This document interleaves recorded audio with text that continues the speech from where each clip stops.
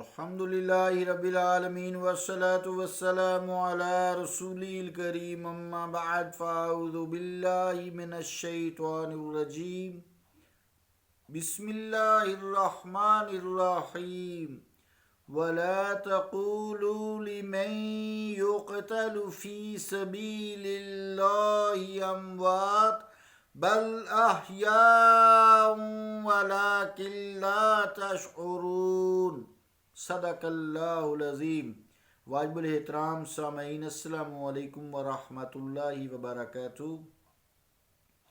آیت کریمہ جو تلاوت کرنے کی سعادت اللہ کریم نے بخشی ہے، اس کا ترجمہ یوں ہے: اور جو اللہ تعالیٰ کی راہ میں قتل ہوئے، شہید ہوئے، انہیں مردہ مت کہو بلکہ وہ زندہ ہیں مگر تم شعور نہیں رکھتے۔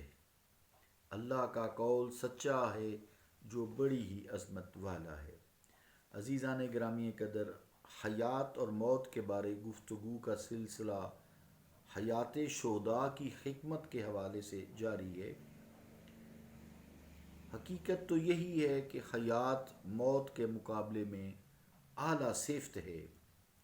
اسی لیے اللہ تعالیٰ نے جو جہاد کرتے ہوئے فوت ہو جاتے ہیں انہیں مردہ نہیں کہا بلکہ زندہ کہا ہے، کیونکہ موت اچھی صفت ہے جب شہید کی ہے، کیونکہ وہ زندہ ہے، مرنے کے باوجود بھی زندہ ہے، کیونکہ اللہ نے کہا ہے اور قرآن مجید میں کہا ہے۔ تو اللہ تعالیٰ خود کو حی قیوم فرماتا ہے، اور مقتول فی سبیل اللہ کو بھی مردہ نہیں کہا بلکہ زندہ کہا ہے۔ لہٰذا یہ بات ثابت ہوتی ہے کہ موت حیات کی نسبت ایک عیب ہے جس سے اللہ تعالیٰ پاک ہے۔ اللہ کو موت نہیں ہے، نہ نیند ہے نہ اونگ ہے، موت تو اور دور کی بات ہے۔ چونکہ موت ایک عیب ہے، اس لیے اللہ تعالیٰ میں یہ صفت نہیں ہے، مخلوق میں ہے۔ اسی لیے وہ شخص جو اس کے لیے اس کی راہ میں کفار سے جنگ کرتے کرتے مارا جائے، مقتول فی سبیل اللہ بھی اس عیب سے اللہ کریم نے مبرہ کر دیا اور اسے زندہ کہا۔ یعنی موت جو ہے فی نفس ہی کسی ذی روح پر موت کا جو طاری ہونا ہے، اللہ تعالیٰ روح سے بھی پاک ہے، یہ عیب نہیں بلکہ مرنے کے بعد مردہ رہنا اور حیات جاویدانی کی نعمت سے سرفراز نہ ہونا یہ عیب ہے۔ گویا زندگی یعنی حیات ایک ایسی صفت ہے جس سے اللہ تعالیٰ عالم ازل سے متصف ہے، اور پھر جو اس کی راہ میں اس کی توحید کو سر بلند کرنے میں اپنی جان کا نذرانہ پیش کر کے قربان ہو جائے اس کی ذات و صفات پر، وہ ذات اسے بھی اس صفت کا اہل قرار دیتی ہے۔ اللہ تعالیٰ اس کو پھر حیات جاویداں عطا فرماتا ہے۔ تو شرک کا فتویٰ لگانے والے بعض اوقات بلکہ اکثر ہی سوئے رہتے ہیں۔ اب وہ کہاں گئے؟ آئیں اس قرآن مجید کی آیت کو تلاوت کریں، پڑھیں اور سمجھیں۔ شہید بھی خدا کی صفت حیات میں شریک ہو رہا ہے اور اللہ خود کر رہا ہے، اگرچہ یہ شرک عارضی ہے اور وہبی ہے، یعنی عطائی ہے۔ اللہ تعالیٰ تو حی قیوم خود سے ہے نا، تو اللہ تعالیٰ اس کو زندہ بھی رکھے ہوئے اور قائم بھی رکھے ہوئے جب تک اس کی مرضی ہے۔ بھی اللہ ہے، وہ اللہ ہے، شہید ہے، مگر اللہ نے اس کو حیات جاویداں دے دی ہے، زندہ رکھ دیا ہے مکمل۔ مگر کافر ہونے کے لیے ایک لمحہ شرک بھی کافی ہوتا ہے۔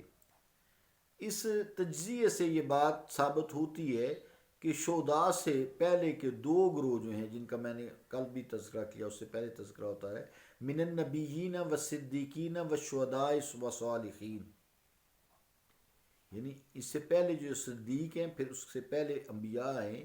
یہ دونوں گروہ صدیقین کا اور انبیاء کا طریق اولا زندہ ہیں، آیت کی ترتیب کے حوالے سے بھی اور ویسے بھی مرتبہ کے حوالے سے بھی۔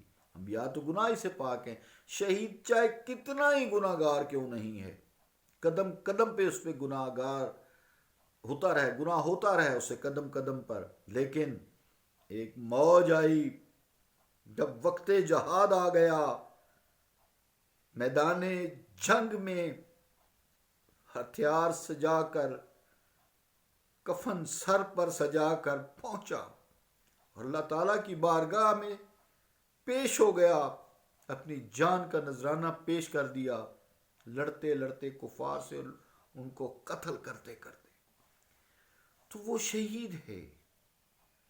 اس سے پہلے صدیقین ہیں جن کا درجہ شہداء سے اوپر ہے، پھر اس سے پہلے انبیاء ہیں جن کا درجہ سب سے زیادہ ہے، پھر اس سے اوپر نبی مکرم صلی اللہ علیہ وسلم جن کا درجہ سب سے انبیاء کے سردار ہے۔ تو شہید اگر زندہ ہے تو صدیقین بھی زندہ ہیں، انبیاء بھی زندہ ہیں، ان کا مرتبہ تو شہداء سے بلند تر ہے نا۔ آیت اور قرآن مجید تو یہی بتا رہا ہے، چنانچہ صحابہ کرام، تابعین، تبع تابعین، ائمہ اہل بیت اور اولیاء امت رضوان اللہ تعالیٰ اجمعین پر لفظ صدیق کا اطلاق کیا جا سکتا ہے، بڑی آسانی سے اور سمجھ کر کیا جا سکتا ہے، چونکہ صدیق بر وزن فعیل یا فعیل، اس کو کہتے ہیں فعیل کہتے ہیں، مبالغ فی الصدق کے معنی میں آتا ہے، اور یہ صیغہ مبالغہ ہے، اس لیے صدیق کے معنی میں جو قول، فعل اور حال میں صداقت کے عرفہ و اعلیٰ مقام پر ہو اور اس کے لوح قلب ہر قسم کے شکوک و شبہات کے غبار سے پاک ہوں اور حق کو قبول کرنے میں اسے کوئی تردد نہ ہو۔